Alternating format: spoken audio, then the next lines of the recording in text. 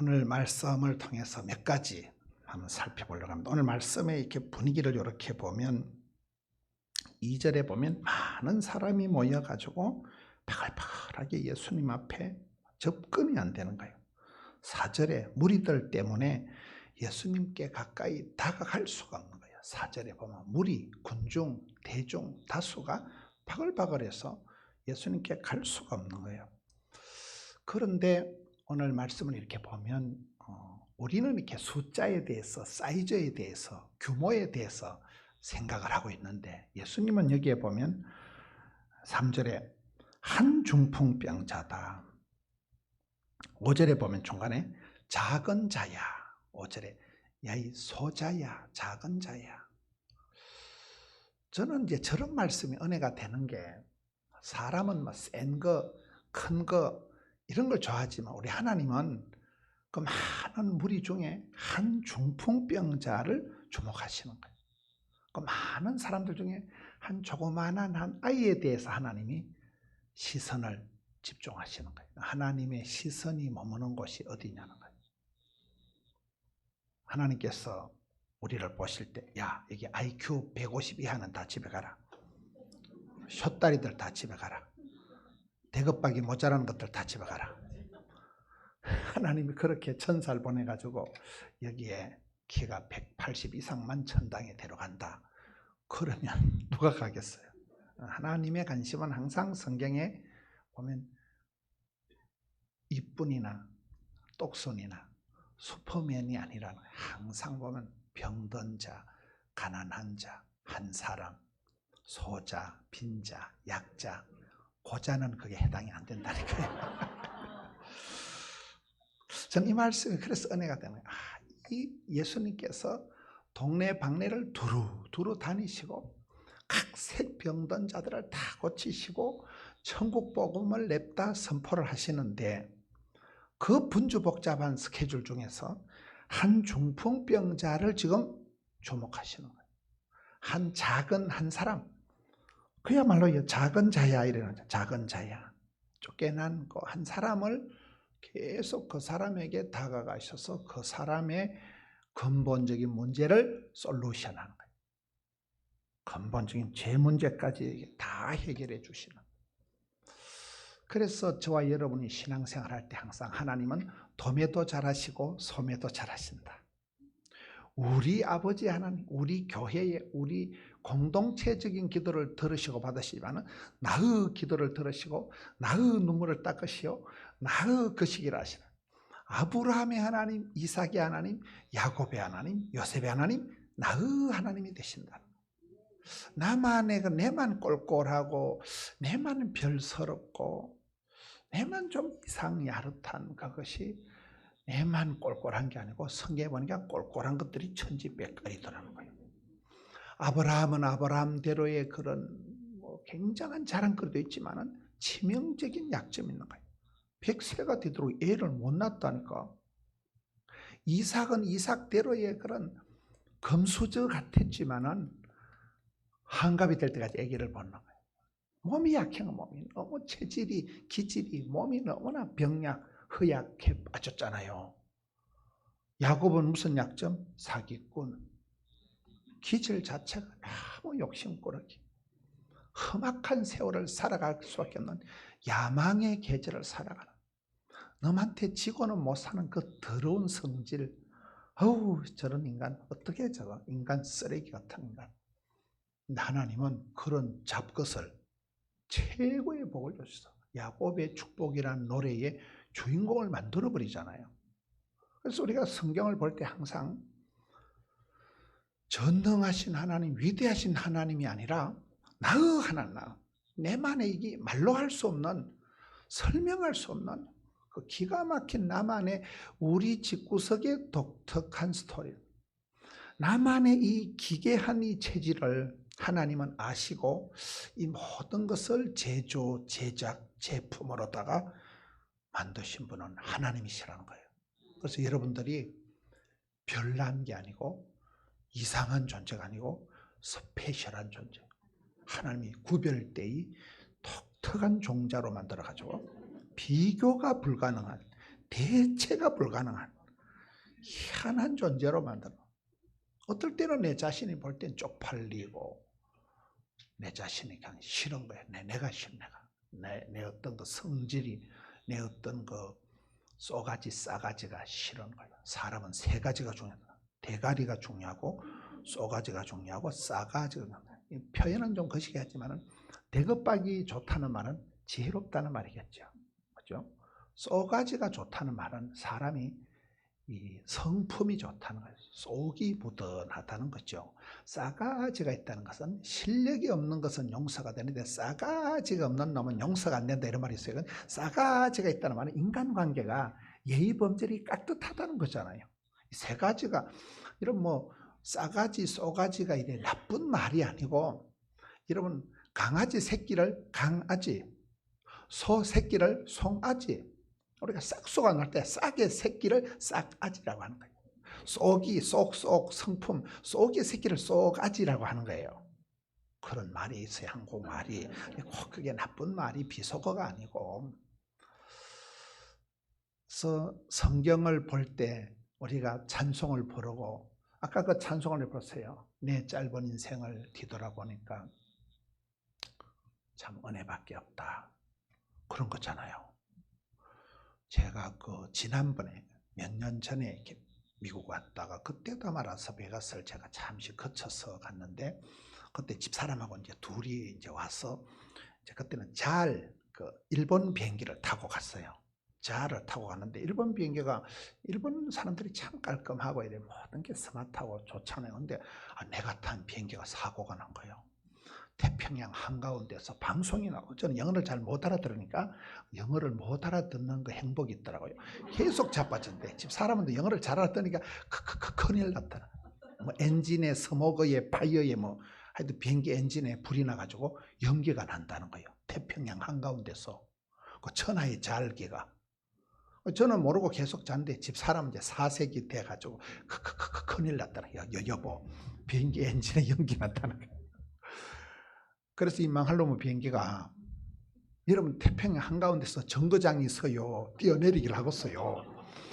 제가 스케줄이 막 보통 복잡하게 해요. 귀국하자마자 막 결혼식 주례를 2건 해야 되는데 막 결혼식이고 나발이고 장례식 하기 생겼다니까. 이게 비행기가 일본어 삿포로 공항에 불시착하는 거예요. 삿포로라고 들어봤어요?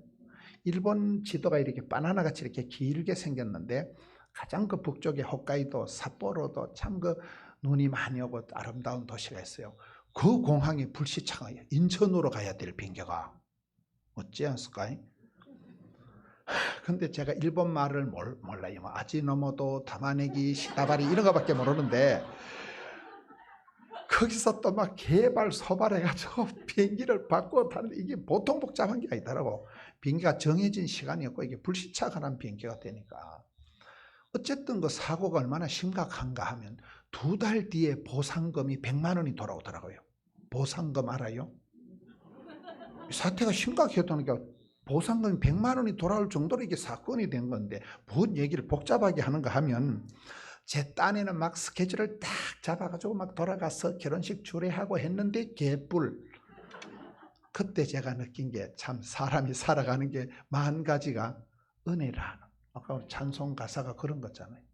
뒤돌아보면 걸음마다 발자국마다 하나님의 은혜가 아니고는 해석이 안 되는 거예요. 그렇잖아요. 나 같은 잡것이 용서함 받아서 주 앞에 옳다 묻으면 확실히 믿기는 그렇잖아요. 10,000가지가 한두 가지가 아니야. 10,000가지가 하나님의 은혜를 받아서. 그래서 저는 어떨 때 보면 내만 좀 이상하고 성격도 좀 이상하고 엄마를 닮아가지고, 엄마 표현을 하면 지랄 맞은 거, 아주 지랄 극성 맞은 거. 우리 엄마가 이해가 잘 안 나. 왜 저렇게 성격이 못해서, 형수를 2명밖에 안 쫓아냈으니까. 우리 형수가 미스 코리아예요. 엄마한테 꼼짝을 못하고 형수 2명을 엄마가 쫓아내버려. 이 썩을 년들 나가라 이래가지고. 저는 이제 엄마를 참 엄마가 별나다 이렇게 생각을 했는데, 제가 목회를 해보면서 어머니한테 빼닮은 거 까칠 충만한 게 아주 제가 디테일한 것이 아주 센시티브하게 목회를 엣지 있게 잘한다는 사실. 그거는 나쁜 게 아니라는 거예요.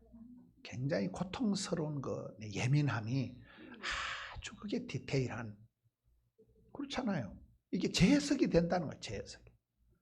내만 좀 이상하고 우리 집만 좀 별나고 내만 좀 저주받은 것 같고 내만 좀 차라리 세상에 안 태어났으면 하는 좋은 존재가 아닌가. 우리 집안에 난 집이라는 표현을 안 쓰고 그냥 집구석 이러잖아요. 망할 놈은 집구석, 저주받은 집구석. 늘 그렇게 50대가 될 때까지 그렇게 생각을 하고 살아왔어요. 굉장히 저는 부정적인 생각. 제가 전도사 때 결혼 초에 설교를 하면 우리 처갓집에서 장모님하고 자꾸 뭐라 하는 거예요. 김서방, 설교할 때 한숨 좀 쉬지 마라 이러는 거예요. 내가 언제 한숨 쉬었다고 그래 지랄하고 왜 그러냐 그러니까. 녹음을 해서 들어보니까 이러는 거예요. 사랑하는 성도 여러분, 우리가 이 시간에 이게 나는 모르는 사이에 무슨 찬송가 후렴 넣듯이 이러고 있더라고요. 한숨이 쩌려가지고 입에. 나도 모르게 말 끝마다 그냥 이게 그냥 녹음을 들어보니까 제 설교가 그렇더라고요. 실제로 제 삶이 그때는 그랬어요. 그래서 제가 이제 신학을 하면서 이제 설교를 하는 게 아니고 신학을 배우면서 제가 공부를 한 게 아니고 제 그 이 어두운 마음이, 제 마음의 쓴뿌리가, 제 마음의 이 삐딱선이 치료가 되는 거예요. 제가 여러분한테 우리 엄마 얘기도 하고 우리 사랑하는 엄마, 보고 싶은 우리 엄마, 너무너무 엄마가 좋은 거예요. 지금은 엄마를 생각하면 진짜 우리 엄마는 막 대급박이 천재다 천재. 그 많은 빚더미를 다 기억하면서 하나하나 빚을 갚아가는 그런 거 보면서 보통 대급박이 아닌 거예요. 그 엄마의 극성이, 엄마의 그 아주 지랄맞은 그 디테일함이 오늘의 나를 만든 거이지. 맞아요 안 맞아요? 나는 엄마의 아들이 자랑스러운 거. 우리 집안의 그 독특한 그 성장 과정이 이때를 위함이 아니냐. 웬만한 가정의 신방을 가도 우리 집보다는 더 험악한 집구석이 없더라고. 웬만한 집에 신방 가면 에이, 집사님 그 정도는 뭐 자살할 건 아니고 우리 집에 와서 일주일만 살아봐. 정신병 재발해. 그렇게 그냥 위로가 되고 공감이 되고 동병상련을 하니까 이게 다 해석이 달라지는. 왜? 우리 하나님은 이쁜이를, 똑순이를 좋아하시는 분이 아닌 거예요. 많은 무리 중에 수많은 사람 중에 해필과 한 중풍병자를 주목하신다. 한 작은 자를 상대로 끝까지 지금 그 작은 자야 너하고 할 일이 있다. 작은 자의 문제를 해결해 주시는 게 오늘 본문의 내용이라는 거예요. 두 번째, 이 작은 자, 한 중풍병자가 병의 내용이 중풍병이잖아요. 중풍 알아요? 이 심혈관의 문제가 오는 거예요. 뇌경색이 오는 거예요. 바람을 맞아, 풍을 맞았다 이러잖아. 우리 옛날 말로 풍을 맞았다. 여러분 한국 사회에서도 이렇게 거리를 가다 보면 참 멀쩡한 남자분이 지팡이를 붙들고 뒤뚱뒤뚱 하면서 반신불수가 되어가지고 이렇게 거리를 걸어가는 분들이 많습니다. 그분들이 누구예요? 한 시절 사업을 한다 하면서 불꽃같이 살아가는 분이에요. 밤을 낮을 삼아서 조선 팔도를 뛰던 사람이 어느 순간 뇌출혈, 어느 순간 뇌경색, 어느 순간 문제가 생겨버리는 거예요. 대충 자빠져 자는 것들은요 중풍이 안 걸려요. 스트레스가 없어요. 그런 것들은 사업을 하고 대급박에 막 지진이 날 정도로 그렇게 조선 팔도를 출장을 다니고 밤을 낮 삼아 뛰어다니는 사람이 어느 순간 뇌출혈이 일어나. 그렇잖아요. 그게 우리 아버지 모습이에요. 사랑하는 형님 모습, 사랑하는 형님 모습. 전 아버지가 빨리 돌아가셨고 강호이, 양호이, 중호이, 문호이, 동호이 이렇게 5형제로 우리 엄마가 가부가 돼서 길러셨는데 제가 형님을 참 좋아했어요. 우리 큰형님이 진짜 우리 집의 형제들 중에 제일 못생긴 게 이 정도예요. 우리 형님 완전 잘생겼습니다. 형수가 미스 코리아라니까요. 근데 형님이 얼굴만 잘생긴 게 아니고 성품이 참 좋아요. 제가 형님을 너무너무 좋아했는데 형님이 빨리 돌아가신 거예요. 우리 집엔 다 남자들이 빨리 죽는다니까요. 근데 형님이 딱 돌아가셨는데 이상하게 제 마음에 상실감이 밀려오는데 죽을 것만 같더라고요. 막 세상에 살고 싶지. 형님이 서울에서 사시다 돌아가신데 그 망할 놈은 서울을 가고 싶지가 않은 거예요. 재수없는 서울. 왜 그럴까 제가 보니까 이제 아버지가 빨리 돌아가셨잖아요. 아빠에 대한 잔정을 한 개도 없이 철이 없을 때 아빠가 돌아가셨어요. 그런데 형님이 이제 큰 언니는 이렇게 약간 엄마같이 되는 거잖아요. 몰라요? 그러니까 큰 형님이 내게는 아버지 이미지더라고요. 아버지가 나한테 해주는 그런 그 어떤 푸근함, 든든함, 그 아버지가 나를 향해서 해주는 그만 그대로 늘 동생을 걱정하고, 제가 막 우리 형님이 연 두 판에 떼는 걸 설교 때 얘기를 하면 사람들이 걱정을 해요. 그딴 얘기해서 괜찮아요 이러면 형님이 그래 네가 설교할 재료가 없으니까 내 이혼한 거라도 얘기를 해야 어쩌겠나. 네 건강이나 신경 써라 이놈아. 항상 형님은 내 건강을 신경 쓰지 당신을 설교할 때 디스하는 거는 관심이 없어. 굉장히 푸근해. 뭔 얘기를 복잡하게 하는가 하면 형님이 돌아가시고 딱 느낀 게 그 형님의 자리가 아버지 자리더라고요. 아버지한테 제가 받았던 거, 아버지한테 느껴야 되는 걸 큰형님한테 계속 받다가 큰형님이 덜컥 돌아가시고 나니까 환장을 하더라고요. 내가 기대했던 게 다 사라져버린 거예요. 그나마 어렴풋하게 느끼던 아버지에 대한 정의가 그냥 다 사라지고 나는 막 애비 없는 자식이 돼버린 거예요. 그렇잖아요. 너무 상실감이 큰 거예요. 살고 싶은 마음이 없는 거예요. 서울도 안 가고 싶은 거예요. 그런 과정을 지나면서 이 큰형님이 아니라 이건 아버지의 자리구나. 큰형님의 자리. 그래서 항상 자리를 빛내주시기를 바랍니다. 여러분의 자리가 있어요. 엄마의 자리. 자리가 있어요. 그 자리를 잘 지켜야 돼요. 오래오래 자리를 지켜야 돼요. 자리만 지켜도 그게 큰 역할을 하는 거예요. 자리를 빛내주시기 바랍니다. 자리가 사람을 만든다니까요. 그 자리에 엄마가 있다는 게 그냥 온 자녀들이 든든한 거예요. 자리만 지키고 있으면. 여기에 첫째는 하나님이 다수, 군중, 무리, 도매가 아니라 한 중풍병자, 한 작은 자에게 관심을 가지시기 때문에 저와 여러분을 향해서 하나님이 주목하시는 거예요. 나의 모든 걸 아시고 나의 하나님께서 나의 가는 길 아시고 맞춤형, 18문 주문 제작형, 기능성 하나님으로 내게 다가오신다는 게 첫 번째고, 두 번째는 이 사람의 컨디션이 중풍을 맞았다는 거예요. 중풍이 뭐예요? 중풍, 바람을 맞아가지고 몸이 반신불수가 되어버린 거예요. 꼼짝을 못하는 거예요. 마음은 선한데 몸이 말을 안 듣는 거잖아요. 중풍이라는 걸. 중풍 몰라요? 근데 이 중풍을 맞은 사람들은 대부분 보면 치열하게 일을 하는 사람이에요. 잠을 안 자고 일을 하던 사람들이 어느 순간 중풍을 맞는 거예요. 게을러 터진 것들은 중풍이 안 걸려. 그게 우리 아버지 모습이고 형님 모습이다 이 말이에요. 얼마나 저분이 치열하게 살다가 어느 날 중풍을 맞아서 모든 걸 다 내려놓고 올스톱이 되는 올스톱.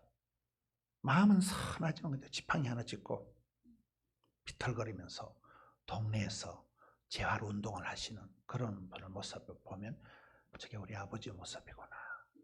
내 형님 모습이구나. 온 집안의 부담을 혼자 어깨에 걸머쥐고. 저는 돌아가신 아버지를 생각하면 늘 느끼는 게 소처럼 일만 하다 돌아가신 분이 아버지예요. 시골에 농사 짓는데 아버지 별명이 장수어른이에요. 산에 가서 바위를 캐다가 마을 앞에 저수지 큰 뚝을 만들고 제시를 3채밖에 안 지었어요. 아주 종교심이 뛰어난 분이에요. 일 욕심이 하늘을 찔러가면서. 아버지가 어릴 때 기억에 들에 나가실 때 누런 주전자에다가 막걸리를 한 주전자 담아가지고, 막걸리 알아요?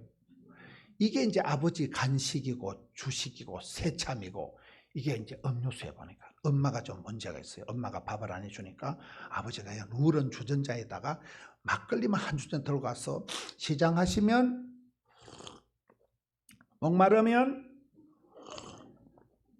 이게 이제 막걸리를 주식으로 소처럼 일만 하시다가 몸이 이제 막걸리를 너무 많이 드시고 밥을 제대로 못 드시고 진짜 짐승처럼 일만 하시던 분이 우리 아버지예요. 그 장수 어른이 아주 힘이 좋으셨어요. 그러다 그냥 돌아가셔버린 거예요. 그 DNA를 빼닮아가지고 제가 일 욕심이 하늘을 찌르고 제가 일을 겁을 안 내고 닥치는 대로 막 불꽃같이 살아가. 메뚜기 한철 이러면서. 제가 봤을 때 웬만한 목사님들 한 서너 목사를 해치우는 거예요. 그렇게 제가 일을 겁을 안 내는 거는 아버지의 그 빼닮은 일 중독을 넘어서는 거예요. 그런 분들이 뇌출혈이 일어나고 그런 분들이 이제 문제가 생기는 거잖아요. 몸을 안 돌보니까.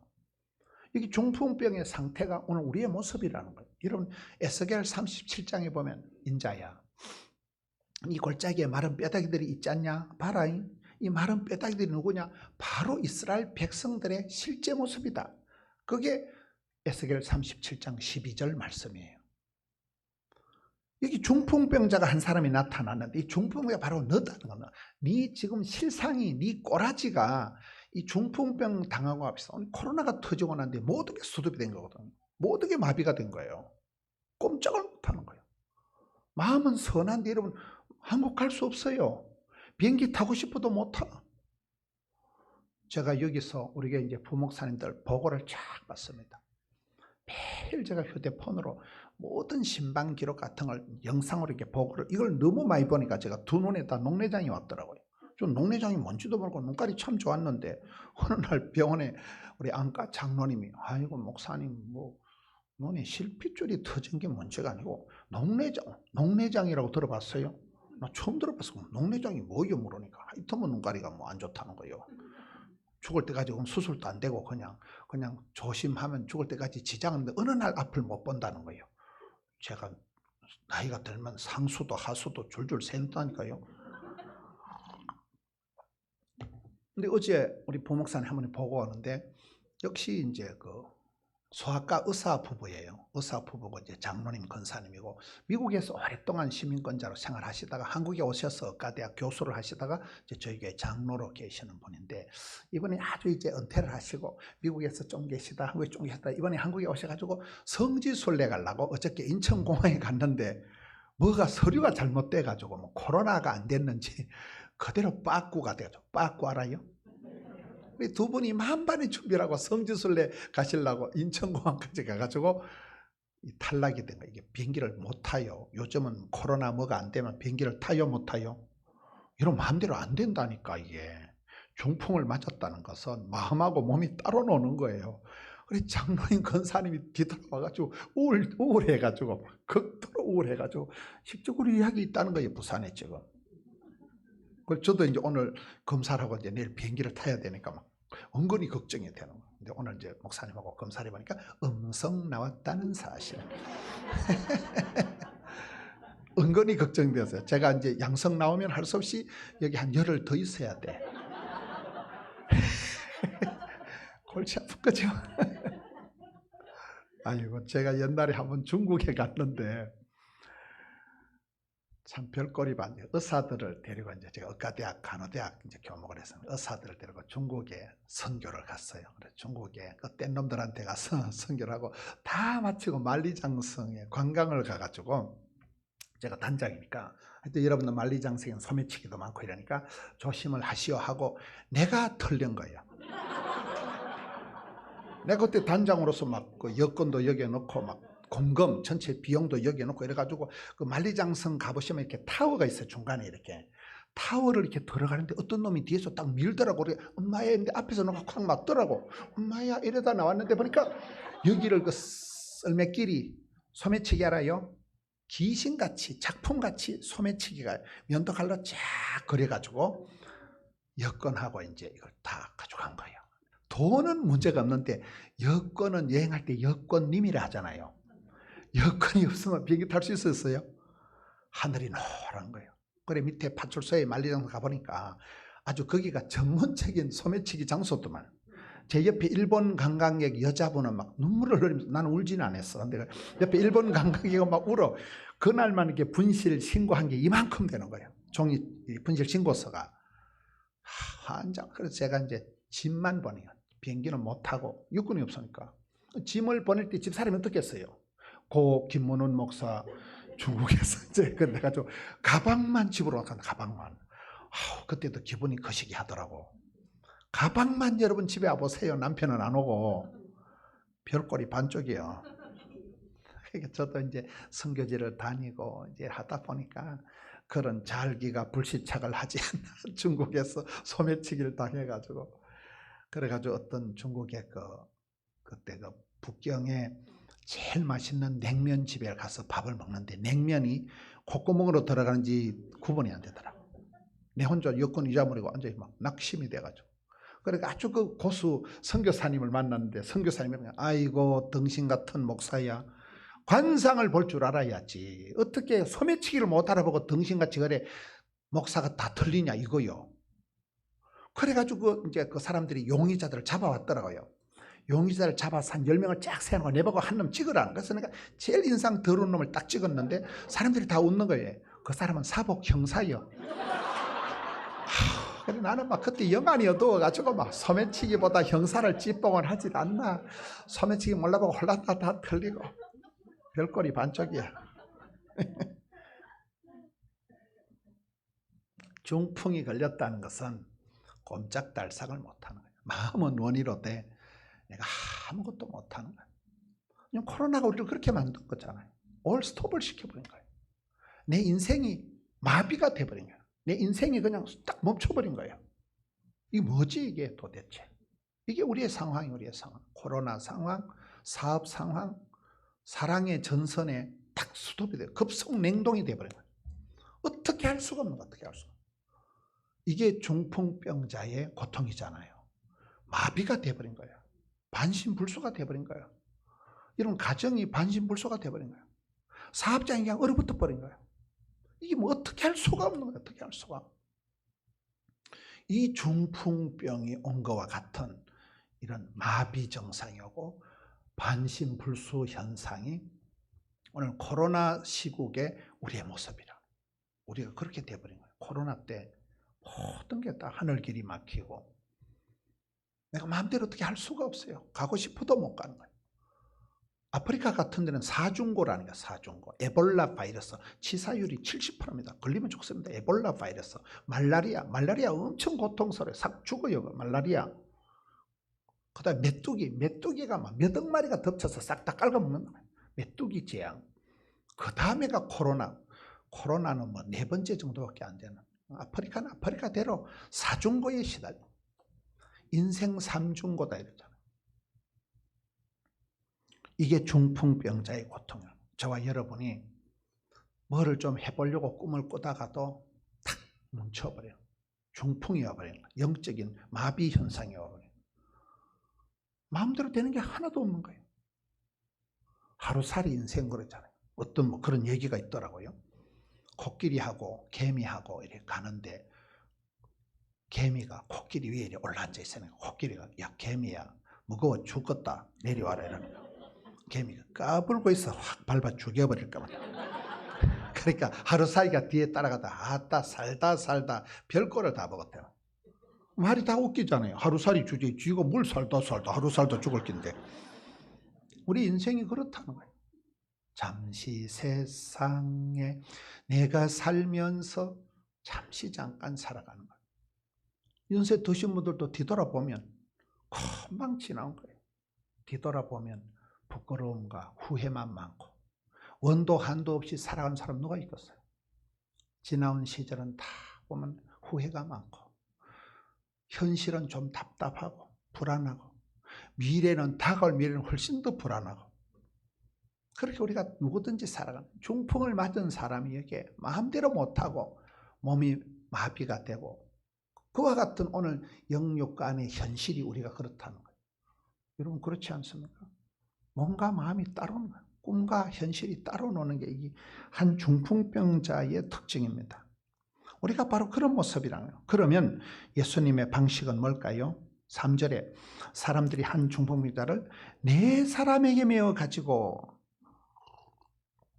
여기에 등장하는 4사람이 이것을 한쪽씩 들고 예수님께로 들고 간다는 사실이에요. 독불장군은 없어요. 인생은 어느 날 보면 하나님께서 돕는 배필을 붙여주시는 거예요. 리더십을 갖기 전에 멤버십을, 파트너십을, 서번트십을 가져라 이렇잖아요. 우리가 어느 정도 이렇게 가정을, 사업을 하는 사람들을 보면 다 좋은 파트너를 만나는 거예요. 돕는 자를 만나는 거예요. 그렇잖아요. 그 어느 인생의 길목에서 참 내가 집사님을 안 만났으면 어쩔 뻔했나, 그런 네 사람이 이 꼼짝 못하는 중풍병자의 들것을 들고 가는 이 네 사람을 만난 게 이 사람한테는 천만다행한 행운이죠. 여러분은 그런 사람이 있습니까? 저희 교회에도 한 분이 이제 고약한 암이 걸렸는데, 의사가 암이 걸린, 의사가 암이 걸렸는데, 이분이 이제 의사들대로 또 명예가 있고 이랬잖아요. 이번에 서울에 가서 아산병원에서 참 명의를 만나다 의사가 의사를 소개하고 이래가지고 고약한 암 수술을 하고 계속 항암을 하는 과정에 있어서 사방에서 하나님이 돕는 자들을 붙여주신다는 것. 그렇습니다. 하나님께서는 천사를 보내주시고 돕는 자를 보내. 이 사람에게, 중풍병자에게 천만다행한 것은 네 사람의 들것을 들고 갈 수 있는 친구가 있었다는 사실이에요. 여러분이 꼼짝 못하고 자빠져 있을 때 들것을 들 수 있는 친구가 몇 명이 있나요? 한 명도 없지요. 이거 이 부자, 이게 사람이 부자고 사람이 재산이고 항상 그렇잖아요. 사람이 해결이 돼요. 좋은 사람을 만나면 해결이 되는 거예요. 내 사람의 그런 내 영혼을 위해서 눈물을 흘리면서 내 들것을 들고 갈 수 있는 내 사람을 만난 게 이 사람의 천만다행한 거다. 친구는 내가 만들어 가는 거예요. 친구는 그렇잖아요. 저희 아버지가 시골에서 이렇게 방앗간을 하시다가 돌아가셨는데, 저희 집에 장손, 큰 형님의 큰아들이 시골에 와가지고 서울에 살다가 오토바이 알아요? 투투투투 이 오토바이를 타고 가다 사고를 낸 거예요. 동네 한 애기를 갈아 엎어버린 거예요. 동네 사람들이 다 모여가지고 난리가 난 거예요. 이거 누집아가 이래노, 이집아가 그랬거든요. 근데 그 집에 할머니 할아버지가 나와서 우리 집안을 확인하고 난 뒤에는 우리가 자네 집에는 할 말이 없다는 거예요. 이야기인 적선 옛적에 아버지가 살아계실 때 그분들은 동네 일에 머슴 같은 분들이에요. 저희 집에도 머슴이 둘이 있었거든요. 근데 아버지가 방앗간을 하면서 엄마 몰래, 엄마는 남들 도와주는데 지랄을 했어요. 아버지가 엄마 몰래 동네 어려운 사람들 보리쌀도 한 말 주고 좁쌀도 주고 방앗간을 하니까. 옛날에 입에 풀칠을 못했잖아요. 가난한 사람들이 밥만 먹으면 옛날에 잘 사는 거거든요. 근데 아버지가 엄마 몰래 그 보리쌀을 한 말씩 살짝이 준 그 할아버지 할머니가 그분이요. 그분들이 젊었을 때 우리 아버지한테 늘 참 고맙다, 저리 양식을 대해주니 고맙다. 그 할머니 할아버지가 얘기를 듣고 보니까 우리 집의 손자가 그 집의 손자를 갈아엎었는데, 그 할머니 할아버지가 이거는 사고가 아니고 그 집의 손자가 우리 집의 손자 오토바이 밑에 기어 들어왔기 때문에 피해가 아니라는 거예요. 이게 뭔 말인지 아시겠어? 그러면 할아버지가 뿌려놓은 씨앗을 누가 따먹는 거예요? 손자가. 그게 여러분 할 수만 있으면 착하게 선하게 살아가는 게 나아. 모든 게 돌아와. 인간관계는 다 부모랭이에요. 철저히 돌아와. 할머니의 눈물, 할머니의 선행, 할머니가 그걸 해놔놓으면 이게 어느 순간 세대가 흘러가면서 그 할머니가 뿌려놓은 것을 손녀가 따먹는 듯하니까요. 거의 인간관계가 그래요. 하나님께서 잊지를 않으셔. 그래서 우리가 할 수만 있으면 주는 자가 복이 있고 섬기는 자가 큰 자다. 축복의 통로가 돼야 되는 이유가 그런 거예요. 그런 사람이 네 사람만 있으면 이 사람은 자기는 꼼짝달싹을 못하지만 네 사람이 들고 가니까 이제 해결이 되는 수순이라. 그 다음에 이 사람들이 예수님께로 들것에 메어 가지고는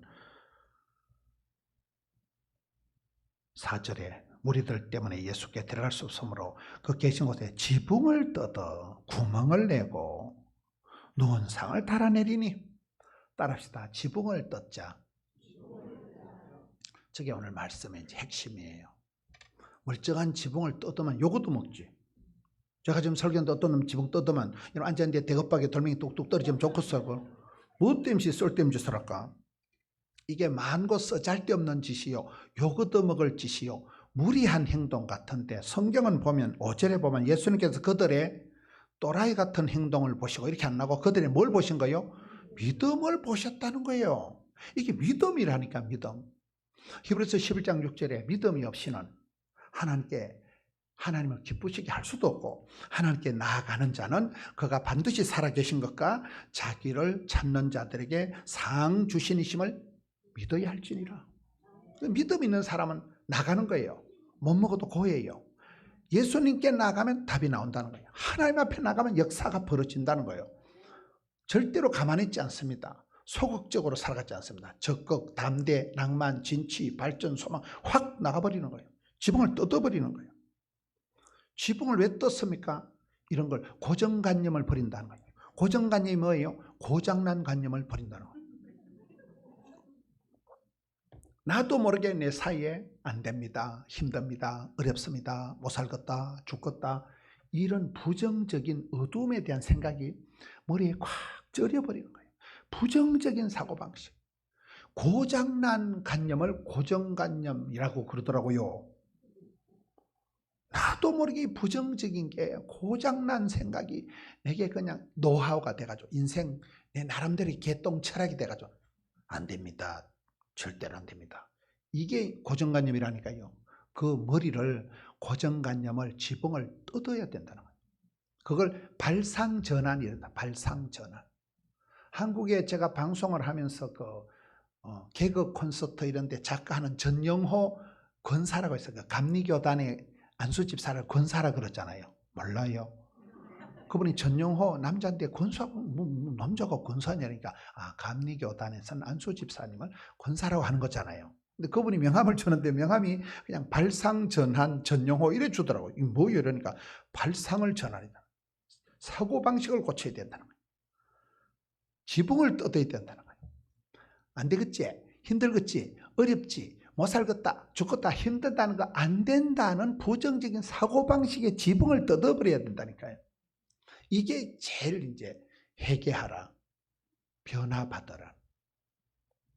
사람은 살아가면서 점점 자기만의 세계에 갇힙니다.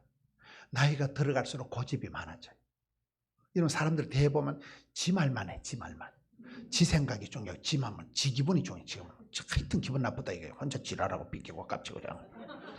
지밖에 몰라. 사람은 나쁜 사람, 나쁜인 사람. 지 기분이 중요하고 지 마음이 좋고 쥐가 장땡이, 쥐가 최고지. 하여튼 기분 나쁘대. 왜? 몰라. 하여튼 기분 나쁘대. 자기밖에 모른다는 거야. 자기밖에. 남의 얘기를 들어보질 않아. 남들에 대한 생각이 안 가. 그게 하여튼 내 기분, 내 감정, 내가 지금 좋아하나, 내가 지금 기분 나쁘다는 거야. 나는 지금 이게 싫다는 거예요. 그 고정관념, 고장난 관념을, 이 지붕을 뜯어야 된다니까요. 이게 신앙생활, 우리가 회개하면 회복되고 항복하면 천부여 어지없어서 주님 앞에 나서 항복하면 내려놓음의 자유, 포기의 축복, 지는 것의 이김, 이렇게 되는 거잖아요. 이게 굉장히 중요해요. 고정관념을 버려야 발상전환하는 거예요. 안 된다, 어렵다, 못 살겠다, 죽겠다, 힘들다, 입방정을 떨지 마라. 잠꼬대도 하지 마라. 말도 흉내도 내지 말라는 거예요. 해도 해도 안 되면 10번 찍어대면 톱으로 잘라버리라는 거예요. 그게 여기 나오는 지붕을 뜯는 거예요. 지붕을. 여러분 그렇습니다. 사람 몸에서 가장 예민하고 과민한 부분이 두뇌예요. 두뇌.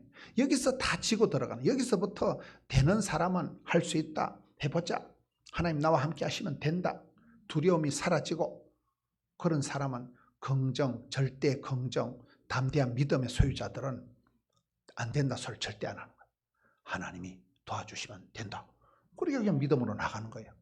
믿음이 센 것들은 또라이끼가 있고 분수끼가 있고 정신없는 소리를 하고 자빠졌네, 택도 없는 소리를 하고 있는데 근데 10년이 지나면 태기 생기는데 어떡합니까? 말한 대로, 꿈꾼 대로 기적이 나타나는 거예요.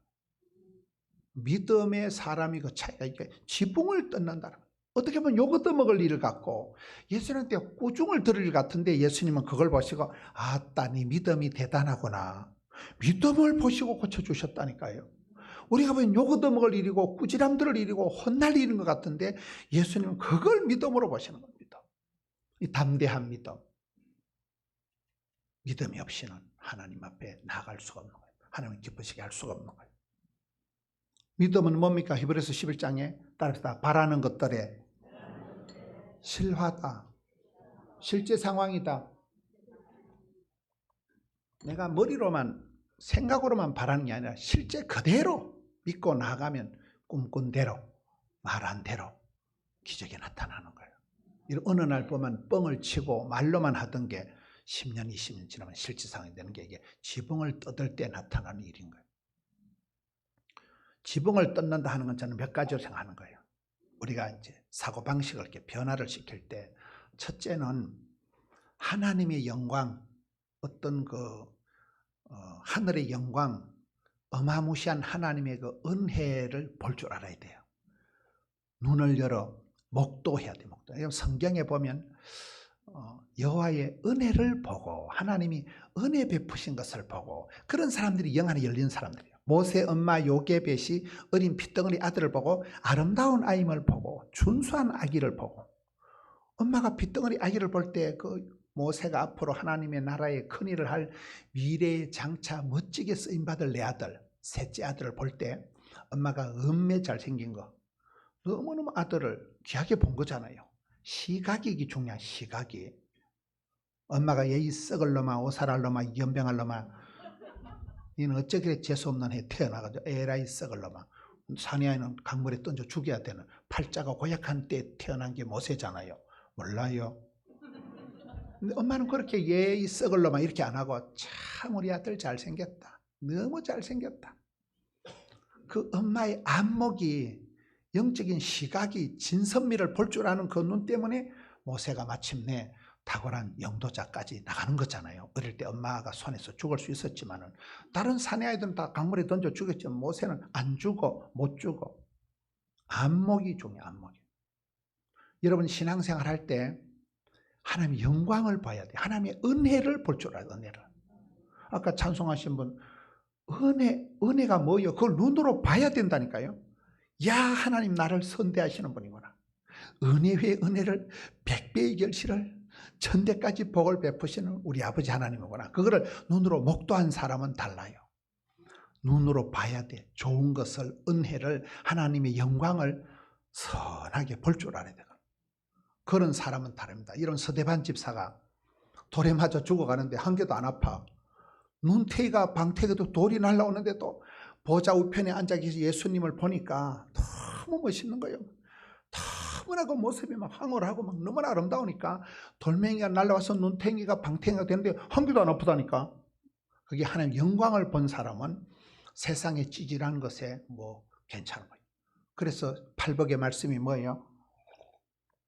가난에 빠진 것들은 복있나니 질질 짜는 것들은 복있나니 얻어 터진 것들은 복있나니 천국이가 저희 것이기 때문에 천국이 따놓은 당상이기 때문에 그렇잖아요. 천국이 그 굉장한 회원권 굉장한 어떤 때는 가보면 회원권이 아닌 사람 못 들어가. 맞아요 안 맞아요? 미국엔 그런 데 없어요. 제가 한국에 이제 집회를 다니다가 저는 이렇게 뭐 동네에서 이렇게 바가지만 하나 있으면 그냥 물 파가지고 그런 저는 시골에서 자랐기 때문에 이렇게 사우나나 이런 걸 잘 모르고 그냥 아무데나 동네 목욕탕 가면 그 가서도 막 비누 같은 거 주워오고 이태리 타올 공짜로 주워오고 이런 타입이거든요. 집 사람이 아우 씨 더럽고 처져본 짓을 하지 마라 이래가지고 하도 집 사람이 지랄해가지고 집에는 안 가져가 교회 서재에 이만큼 주워놨어. 이태리 타올 알아요? 남자들이 그냥 신사들이 한 판 쓰고 히터 뿌리고 가리고는 음메 죄수 이래가지고 막 오늘 3개 주웠다 이래가지고 다 주워와. 저는 그렇게 소박하게 살아가는 사람이에요. 시골에서 하는데 이태리 타올 웬만한 거 하나 주면 1년을 써 10년을 쓰고도 남아요. 그런데 이제 서울에 이렇게 집회를 가다 보니까 워커힐 호텔이나 이제 좋은 호텔에 가면 사우나가 있잖아요. 이거 목욕탕을 가보니까 못 들어간다는 거예요. 내가 이 투숙객인데 왔는데 하니까 회원만 들어간대. 회원만. 아이고 씨, 물 한 바가지 덮었었는데 5만 원 하더만. 5만 원이라도 못 들어가. 회원만 들어가. 회원만. 이러면 그만큼 회원권이 좋아요 안 좋아요? 아무나 못 들어간다니까. 그거는. 그럴 때 내가 우리가 그런데 회원권이 없는 데는 안 들어가도 됐지만은 천국 입구에 가서 하나님이 우리 집에 왜 왔니 왜 왔니 그때에 너는 지옥 가라 이 썩을 놈아 큰일 난다니까. 그러면 그래 천국 회원권을 확보를 해야 되겠어요, 대충 개개해야 되겠어요? 주 예수를 믿는 자는 하나님의 자녀가 되는 천국 시민권자가 된다는 거예요. 미국 시민권도 어마무시한데 천국 시민권 이거 없으면 뻥이야, 뻥. 인생이. 여러분 윷놀이 할 때 뭐하고 걸하고 윷하고 한 살이 쳐고 나야 되지. 가다 뭐 백도에 걸리고 똥통에 빠지면 윷놀이 할 때 똥통 알아요? 완전 끝나버린다는, 새로 다시 해야 된다니까. 인생도 똥통이 있어. 인생도 백도가 걸리는 수가 있어. 그래서 시민권을 확보하는 것이 중요하듯이 천국 시민권, 주 예수를 믿어라. 그리하면 너와 내 집이 구원을 얻으리. 하늘의 영광을 본 사람은, 서대반 집사는 한 개도 안 아파. 돌멩이가 날라와도 이까이까 세 발의 문제입니다. 잠시만 다 지나가고 나면 나는 천국에 입장한다는 거죠. 하늘의 영광을, 주님의 은혜를 볼 줄 알아야 돼. 눈을 열어 주의 영광을, 하나님의 은혜를 목도하라. 두 번째, 따르라. 선도하라. 매도 먼저 맞는 게 낫다고. 항상 선점해야 돼. 선점. 미리 남들을 뒤따라가면 안 돼. 미리 선점. 사업을 하는 분들도 미리 이걸 선도하고 선점해야 된다. 이슈를 선점해야 돼요. 뒷북 쳐가지고는 안 돼요. 선점하라. 따라합시다. 주도하라. 주도가 뭡니까? 주도가 코 끄다는 보리자루같이 그래 하지 말고, 강 건너 불구경하듯이 하지 말고, 주도적으로 살아가라. 여러분 신앙생활이 어저께 말씀드릴 때 이순신 신앙, 써니텐 신앙, 빠삐용 신앙, 주전자 신앙이 네 가지가 있어요. 이순신 신앙은 뭐예요? 내가 교회 다니는 걸 남에게 알리지 말라. 이게 쪽팔려 하는 신앙이에요. 안 됩니다. 써니텐 신앙은 뭐예요? 혜태 써니텐은 흔들어서 마신다는 거예요. 하나님은 흔들어서 복을 주시지 그냥 곱게 주는 건 복도 아니에요. 고난을 겪고 그런 어려움을 통해서 다져져서 하나님 짤짤 흔들어서 꼭꼭 눌러서 복을 주시는, 꽃은 흔들리면서 핀다니까. 이거 써니텐 하나님 흔들어서 고난 가운데 복을 주시는. 써리고가 뭐라고요? 고난이 없는 축복이 없다, 고통이 없는 성숙이 없다, 고독이 없는 임재가 없다. 세 가지를 써리고라 그래요. 그 다음에 세 번째가 빠삐용 하나님 뭐예요? 빠지지도 말고 삐지지도 말고 용서하는 걸 빠삐용 신앙이에요. 네 번째 제일 좋은 신앙은 따라합시다. 주전자 신앙. 주전자 신앙은 뭔가 하면 주인공 의식을 가지고 전문성을 길러서 자신감 있게 살아가라고 앞머리만 따서 주전자로 하는 거예요. 한국 사회가 BTS다. 네가 주인공이 되고 주도적으로 살아가고 주류가 되고 인류가 되고 한류가 되고 본류가 된다는 거예요. 가장 나다운 게 세계적인 거잖아요. BTS 그 아이들 몇 명이 한류 열풍을 일으키면서 주류가 되면서 본류가 된 거잖아요. 세계를 들썩거릴 만큼 문화 강국의 역할을 한 거잖아요. BTS를 몰라요? 주도적으로 살아가라는 것은, 주전자적인 주도적인 게 뭐냐? 비주류같이 뒤에서 씹어돌리고 궁시렁거리고 딴지 걸고 하지 말라는 거예요. 네가 앞장서고 주도적으로 살아가라. 여러분 차를 운전할 때 핸들을 잡은 사람이 멀미할까요? 옆에 얹혀가는 게 멀미할까요? 핸들을 잡으면 절대 멀미가 안 난대요. 연세가 드신 분도. 근데 옆에 얹혀가는 게 멀미하고 토하고 이런다니까 이게요. 인생도 그렇다는. 인생도 내 인생을 내가 주도적으로 이 길을 내가 앞장서서 해나가면 멀미가 안 나는데, 내가 저놈의 인간을 만나가지고, 내가 이 망할 놈의 직장에 들어가가지고, 내가 이놈의 교회 오면서부터 누군가를 원망을 핑계를 대면 내 인생에 멀미가 왈칵 난대. 그게 비주류 인생이에요. 비주류. 콕 딴지 걸고 비주류같이 사돈남 말하듯이 강 건너 불구경하듯이 그렇게 씹어 돌리고 궁시렁거리고 뒷다 말을 하지만 그건 비주류나 그런 점. 주류가 되면 그렇게 안 한다는 거예요. 네가 책임을 지고 인생을 네가 이끌고 가라는 거예요. 주도적으로 살아가고 주인공 의식을 가지고 그 다음에 뭐요? 전문성을 지금은 전문가 시대잖아요. 이런 에이스를 받을 때 전문가한테 의뢰하는 거잖아요. 전문성을 길러야 돼. 전문성은 뭐요? 실력이 처음부터 잘하면 하다 보면 질이 난다니까. 파이버 현실에 최선을 다하고 현장에 달인이 되고 현재에 감사하고 그러면 현찰이 많아진다니까요. 전문적인 실력은 8가지 쌍기역 시리즈라고 들어보셨어요? 한국 사람들이 하는 8가지 쌍기역이 있어요. 따라합니다. 꿈, 깨, 기, 깡, 끈, 꼴, 꾼, 끝. 이게 쌍기역으로 시작되는 8가지 시리즈가 있어요. 실력 있는 사람 첫째, 꿈이라도 빵실하게. 하나님 그 사람에게 복을 주시기 전에 꿈을 주신다니까. 우리 담임 목사님 마음속에 라스베가스 중앙교회다 앞으로 겁나게 허벌나게 교회를 키워가지고 라스베가스를 대표하고 미국을 대표하고 한국을 가보고 세계 열방에 그런 약간 대급박에다 꿈을 주시면 내가 꿈을 꾸지만 어느 순간 꿈이 나를 질질 끌고 간다니까요. 다니엘은 선명한 뜻을 정했다. 요셉이는 생생한 꿈을 꿨다. 사도 바울은 로마도 볼 거다. 원대한 계획을 세워버린 거예요. 그럼 그 꿈이 나를 끌고 간다니까요. 꿈이 안 될 놈은 꿈이 없어. 안 될 놈은 냅두세 이래 살다 죽어볼라요. 안 될 놈은 꿈이 안 들어와. 근데 될 사람은 하나님이 꿈을 주시니까 막 막 선하게 막 머릿속에서 이게 꿈을 꾸는데 이게 실력의 차이라니까요. 첫째는 여기서부터 판가름 나는 거예요. 비전이 있느냐, 꿈이 있느냐, 미래가 있느냐. 하나님은 복을 주시니 꿈을 주신다니까. 두 번째, 깨가 뭐요? 솔로몬이 1000번을 들어가 난 뒤에 지혜를 주신 거잖아요. 지혜가 건강이고 지혜가 부자고 지혜가 행복이요. 망할 것들은 죽을 깨를 쓴다니까 보면. 맞아요, 맞아요. 지가 몸이 안 좋을 먹으니까 몸이 안 좋아지지. 사업을 할 때 자꾸 엉뚱한 짓을 하니까 사업이 망하는 거지. 지혜로운 사람은 사업도 아주 엣지 있게 하고 지혜가 건강이고 부자고 행복이고 그렇잖아요. 순간의 판단이 10년을 좌우하는 거기 때문에. 꿈, 깨, 끼라는 거 뭐냐? 탤런트 미션. 하나님 여러분에게 공평하시 하나님 여러분에게 다 밥 벌어먹고 살아가도록 재주를 미천을 끼를 다 탤런트를 다 깔아놨다니까 이게요. 노래를 잘하는 분은 저분 어떻게 저렇게 테너가 잘하시고 저분 어떻게 피아노를 잘 치시고 그분만의 독특한 재주가 있어. 주신 대로 받은 대로 생긴 대로 잘난 놈은 잘난 대로 만났네. 이렇게 살아가면 된다니까 이게. 가장 나다운 게 새겨진 거니까. 나된 것을 부끄러워할 필요가 없어요. 나는 왜 이렇게 얼굴이 이렇게 자유민주적으로 생겼을까요? 난 성질이 왜 이렇게 지랄 맞을까요? 그게 지랄 맞은 게 아주 센서티브하고 아주 하나님께서 나를 기묘하게 굉장히 스페셜하게 만들어냈으니까 그런 거예요. 그건 자랑스러운 거지 그게 지랄 맞은 게 아니에요.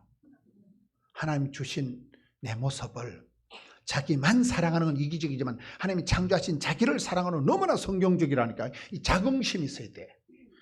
자기 자신이 뿌듯해야 돼. 자기 엄마 아빠 자기 모든 자기 하는 일이 보람찬 하루 일을 내 하는 일이 내가 좋아야 돼. 그렇잖아요.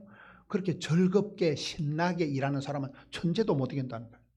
여러분이 하는 그 직업에 대해서 굉장한 자긍심을 가지고 이건 하나님이 내게 주신 천직이다. 콜링. 하나님 나를 부르셔서 매기신 천직이다. 그런 사람은 일을 해도 안 피곤한 거예요. 기쁨이 있는 거잖아요.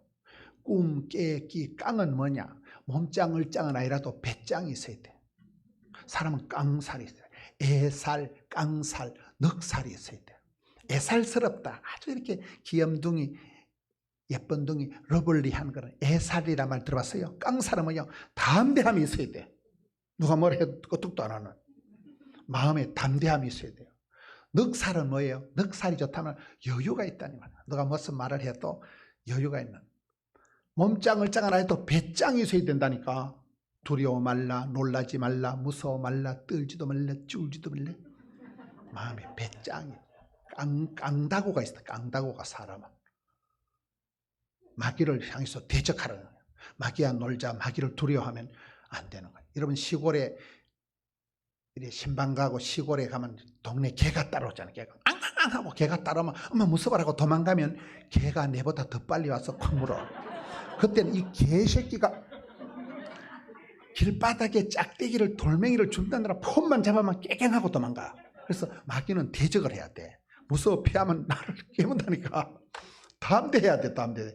겁을 내지 말고 무서워 말라. 떨지도 말고 쫄지도 말고. 꿈, 깨, 끼, 깡. 끈은 뭐냐? 가방 끈은 짧아도 기도의 끈이 팽팽하게 당깁니다. 끈도 5가지다. 매끈, 화끈, 딱끈, 불끈, 질끈입니다. 안 좋으니 이런 두는 질끈 감고 이왕 하는 거 화끈하게 하고 매끈하게 스마트하게 하고 그렇잖아요. 주먹 불끈 쥐고 화끈, 딱끈, 불끈, 질끈. 꿈, 깨, 끼, 깡, 끈. 꼴은 뭐냐? 따라서 꼴값을 떨자. 여러분 우리가 뭐 저 사람 공주병이다 하지만 저는 약간 공주병, 왕자병은 너무나 성경적이에요. 하나님 우리를 사랑받고 은총받는 하나님의 택한 자녀로 만드셨기 때문에 여러분 자신은 다 약간의 왕자병이 있어야 돼. 잘생겼다. 너무 잘생겼다. 자기 자신을 보고 이런 마음이 있는 게 정상이라니까. 아우 나는 죽어야 돼. 아우 빨리 자살해야 돼. 아우 씨 썩을 놈의 세상에 망할 놈의 짓고. 그게 자기 비하, 그게 열등감이에요. 하나님이 이렇게 만드는데 막 자기 대급박을 지어받고 그게 겸손한 게 아니에요. 그거는 정신병이에요. 정신병. 하나님이 주신 작품을 훼손하지 마시오. 약간 왕자병을 꼴값을 떨어야. 옛날에 가스펠송 중에 쓸모없는 이 몸을 값지게 하시었네. 그런 노래가 있었어요. 쓸모없는 이 몸을 피로 값주고 사셔서 저와 여러분 하나님 앞에 사랑받고 은총받는 굉장한 하나님의 특별한 자녀로 삼으셨다니까. 상속을 받을 수 있는, 여러분 하나밖에 없는 아들이 상속을 받는다면 얼마나 귀하겠어요. 이 상속자는 상속자. 꿈, 깨, 끼, 깡, 끈, 꼴값을 떨자. 그 다음에요 꾼. 이게 이제 중요해요. 따라서 말씀꾼이 되지 말고 구경꾼이 되지 말고 일꾼이 되어라. 이게 주도적인 삶, 주전자 정신을 가진 삶. 일꾼이 일꾼. 뭐를 맡기면 하나를 맡기면 열을 할 줄 아는 주전자 정신이 저는 제일 좋다고 봐요. 주인공의식을 가지고 주도적으로 살아가면서 주류를 이루고 한류를, 본류를, 인류를 만들면서 BTS 같이. 그러면서 전문성은 길러야 돼. 처음부터 잘하는 사람이 없어요. 하다 보면 노하우가 쌓이는 거예요. 하다 보면 이게 스킬이 늘어난 거잖아요. 그리고 마지막에는 자신감 있게 살아야 돼. 자신감이 없으면 생기는 게 열등감, 수치감, 쪼다감, 등신감, 패배감. 열등감에 빠져있지 말라는 거예요.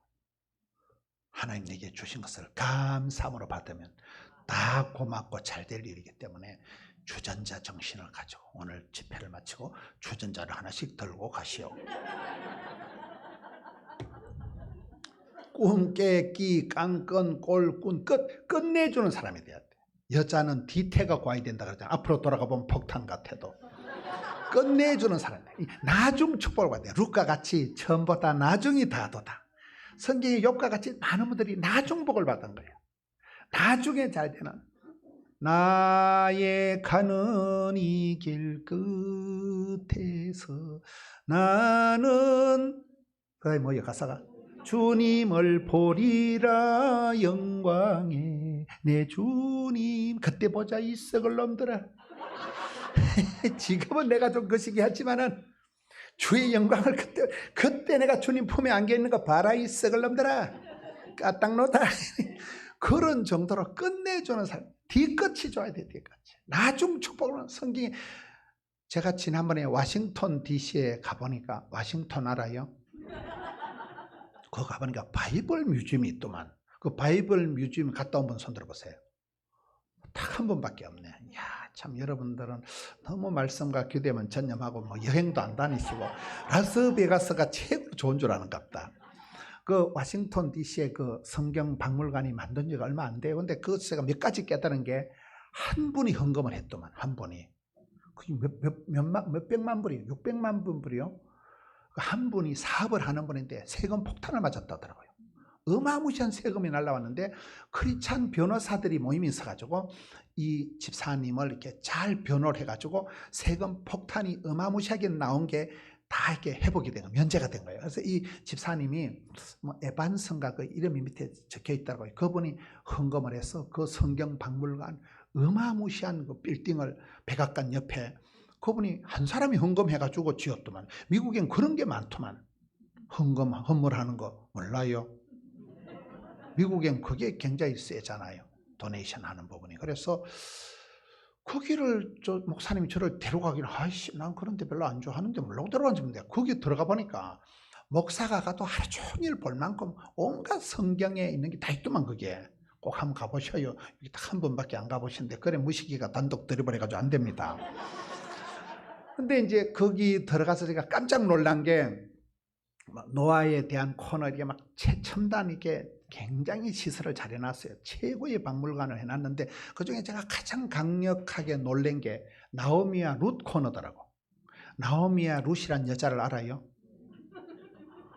성경에 보면 그냥 한 여자가 저 모압 지방에 이사를 갔다. 그 말은 옛날에는 신이 다르대요.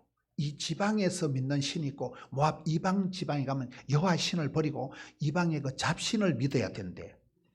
사업 때문에 먹고 산다고 이제 엘리멜렉 그 집안 식구들이 모압 지역으로 이사를 갔는데 그 가서 남편도 죽고 아들 둘이 다 죽어버린 거예요. 이 여자가 완전히 폐가 망신을 해가지고 내 이름을 앞으로 나오미 기쁨이라 부르지 말고 마라 슬픔이라고 불러라 이년들아. 이래가지고 이제 고향에 낙향을 해가지고 오는데 며느리 둘 중에 하나는 토끼고 룻이란 여자가 며느리가 따라오잖아요. 어머니 가는 곳에 내가 가고 어머니 죽는 곳에 내가 죽고. 말이 그렇지 이거 전혀 비전이 없는 거예요. 미래가 소망이 없는데 과부 둘이가 덜렁 돌아와서 낙향을 해서 이제 근데 그때 보니까 결혼 10년 차더라고요. 룻기 1장 5절까지 보면 룻이란 여자가 청산가부가 아니고 결혼한 지 10년 만에 자식이 없어요. 그 다음에 결혼한 지 10년 만에 재산이 없어요. 결혼한 지 10년 만에 로맨스가 없어. 사랑의 추억이 없어. 신랑 얘기가 그 다음에 두 번 다시 안 나와. 이게 이 여자는 철저히 인생 망가진 거죠. 결혼 10년 만에. 그런데 시어머니가 믿는 하나님이 나의 하나님이 되신다. 시어머니 가는 곳에 나도 가서 시어머니 죽는 데 나도 죽어버리겠다는 거예요. 그래가지고 따라 나섰는데 그게 그 성경 박물관에 나오미와 룻이 뭐 때문에 중요하는 거예요. 내가 봤을 때는 그 가부 두 명 그냥 지나간 얘기 성경에 달랑 4장밖에 없는 게 룻기인데 그 성경 박물관의 코너를 지나가면서 나오미와 룻 코너가 너무나 가장 그 성경의 가장 구약의 핵심, 구약의 복음으로 그려놨더만 그게. 여러분 성경을 신학을 보세요. 그 룻이란 여자가 이삭을 주우러 가다가 신랑을 주웠잖아요. 몰라요? 피죽 끓이 먹고 너무 밭대기 가서 가을 농사 끝나고 난 뒤에 이삭 주워다 피죽 끓이 먹는 그런 연명하는 거지 발사계 같이 살아가는데도 겁이 없어 이 여자가. 자기 부인이니까 재산도 없고 관리할 재산도 없고 관리비 낼 아파트도 없고 부동산도 없고 아무것도 없어. 아무것도 없으니까 동네 사람들은 입을 대는 거야. 아이고 저 미친년 저가 신랑 잡아먹고 아이고 저 미친년 거지 같은 년이 와가지고 너무 밭대기 가서 이삭 주워가지고 피죽이나 끓이 먹는 거지 같은 년. 동네 방에서 막 입을 대고 숭을 봐. 근데 이 여자는 관심 없어. 와 너희들이 내 뭐 과부 때 보태준 거 있나 이 썩을 년들아. 나 자유부인이다 뭐 랄라룰루 어느 밭대기를 갖고 막 내가 어느 밭대 가도 너희들이 뭔 상관이냐 이 잡년들아. 이래가지고 그냥 자유부인이요 뭐 아무 밭대기나 가는 거예요. 근데 우연히 하나님이 보아스의 밭으로 인도하셨다. 그게 룻기 2장 3절이거든요. 우리의 만남은 우연이 아니라요. 성경이 우연이라는 단어가 거기밖에 없어요. 우연히 보아스의 밭에 갔는데 그게 천생연분이 돼가지고 그 사이에서 다윗이 태어나는 거예요. 다윗 알아요? 다윗의 자손 예수 그리스도 세계가 쭉 이어지는 거예요. 메시아를 잉태하는 그런 어마무시한 축복의 통로가 이 룻이라는 과부가 나오미라는 이 팔자 센 시어머니가 되더라고요. 다윗의 할머니가 돼버리는 거예요. 다윗의 정조 할머니가. 할렐루야. 그래서 그 성경 박물관에 그 룻이라는 한 궁상맞은 여인의 이야기가 구약에서 가장 핵심이요. 다윗의 왕통을 잉태하고 예수님의 메시아를 잉태하는 그렇게 그 팔자 센 여자가 그 아름다운 신앙의 고백을 통해서 이야, 그래서 루키서가 제가 성경 박물관을 보고 난뒤에 완전히 목회자로서 야, 이게 구약 중의 복음이구나. 이런 우리 인생이 그렇습니다. 폐가 망신하고 더 이상 어떻게 해석이 안 되고 내만 꼴꼴하고 저주받은 것 같은 인생이지만은 그가 신앙의 고백을 하고 나가면 하나님께서 인도를 하시는데 우연히 우리의 만남은 우연이 아니에요. 필연이에요. 필연. 그 세월이 지나고 난 뒤에 구약성에서 가장 저는 미스 코리아를 뽑는다면 구약 성경에 미스 바이블을 뽑는다면 루시라고 봐. 어차피 사진은 없으니까 상관은 없어요. 가장 현숙하고 가장 아름다운 여인. 그렇게 멋지게 폐가 망신한 가문을 뻘떡 일으킨 여자가 루시예요. 그런 저주받은 집구석 같은 데서 신랑을 시어머니를 원망을 안 하는 거예요. 시어머니 가는 곳에 나도 가고 시어머니 죽는 데 나도 죽어버리겠다는 거예요. 그 중심을 하나님이 어여삐 보시고 그 사이에서 다윗을 태어나게 만드는 메시아를 잉태하게 되는 축복의 통로로 이 여자를 쏘시는 거잖아요. 우리가 항상 그렇게 하나님 앞에서 하나님 영광을 목도해라, 선도해라, 주도해라, 따라합시다. 압도해라. 압도적으로, 압도적으로. 입이 딱 벌어지겠다. BTS가 왔을 때 보면 다르잖아요. 지저분하게 하는 거예요. 압도적으로, 압도적으로. 우리가 일을 할 때 남들이 입이 딱 벌어질 정도로 압도적으로. 그게 꿈, 깨기, 깡끈, 꼴, 끝 8가지 쌍결 시작하는 실력 있는 사람들은 그런 특징이 있다는 사실. 오늘 여기에 지붕을 뜯는다는 무리한 행동 같지만 예수님께서 그걸 바로 믿음을 보시고 이 개인적인 문제, 인류의 가장 문제의 핵심, 죄의 문제를 해결하는 작은 자야 네 죄사함을 받았느니라. 이게 오늘 5절의 결론의 말씀입니다. 이번 수련을 통해서 사랑하는 성도 여러분들은 개인적으로, 가정적으로, 사업적으로 그런 하나님 앞에 세미한 음성을 들으세요. 네가 보기엔 무리한 것 같지만 그게 정답이에요. 주님을 만나세요. 하나님은 여러분 다른 사람 다 잘되고 다 복받고 내 짜부라지면 뭔 소용이 있는 거예요. 하나님은 다수가 군중이 무리가 아니에요. 한 사람 중풍병자, 한 사람 소자에게 집중해서 오늘 본문의 말씀을 질질 끌고 가잖아요. 여러분 한 사람에게 관심을 가지고 애정을 가지고 여러분이 궁극적인 복이 되도록 답이 되도록 하나님께서 인도하십니다. 그 주님의 손을 붙잡고 남은 인생을 여주 동행하는 이 길 끝에서 주의 영광을 보는 완주자가 되세요. 끝까지 가세요. 끝까지. 중간에 포기하지 말고 낙오하지 말고 변질되지 말고 변태가 되지 말고 끝까지 완주를 하는. 저는 요즘 한국에서도 이렇게 제 친구 목사들과 사람들을 보면 저분이 왜 저렇게 대박이 났을까? 그 사람이 재주가 좋다거나 뭐 그런 건 아니에요. 딸이다 참고 견디고 버티고 인내하고 개겼기 때문이다. 그게 정답이더라고요. 아파도 참고 서러워도 참고 혼란해도 참고 그 시절을 묵묵히 지난 사람은 마침내 영광을 보게 되더라고요. 많은 게 우리가 너무 성질이 급한 거예요. 때리 치아버려, 자살하고 치아버려, 막 살라고 치아버려, 이혼하고 치아버리잖아요. 그렇게 인생은 살아가는 게 아니에요. 하나님의 그 놀라운 경륜이 깨달아질 때까지 이 길 끝에서 주님 앞에서 내가 고정관념을 버리라. 지붕을 뜯으라니까요. 선도하라, 주도하라, 압도하라, 목도하라. 눈을 열어, 사고방식을 열어서 내만의 그런 고집스러운 미련한 방법을 버리세요. 기도할 때 얼른 회개하고 말씀 앞에 얼른 회개하고 주님 내가 너무 고집이 셌습니다. 내가 너무 이기적이었습니다. 여기에 지붕을 뜯는다는 아주 위험한 발상, 동네방네 욕을 얻어먹을 같은 일 같지만 예수님은 그걸 바로 믿음으로 보셨다는 사실. 담대한 믿음의 소유자, 이기는 믿음의 소유자 여러분 되시기를 축원합니다. 이 말씀 붙들고 우리 담임 목사님 나오실 때까지 한번 기도합시다. 주님, 오늘 마지막 시간입니다. 은혜를 베풀어 주시옵소서. 주의 영광을 보게 하여 주시옵소서. 내 못난 자아가 내 틀린 사고방식 고정관념을 고치게 하여 주시옵소서. 말씀의 거울 앞에서 나를 꽃단장하고 내가 얼마나 하나님 앞에 사랑스러운 존재인지, 주님 나를 얼마나 사랑하는지 깨달아 알게 하여 주시옵소서. 마음의 지붕을 뜯게 하여 주시옵소서. 한 중풍병자 소자를 향하여 다가오신 주님 만나기를 원합니다. 주님 내게 오시옵소서. 우리 가정에 오시옵소서. 나를 붙들어 달라고 주여 3번 외치고 통성으로 기도합시다.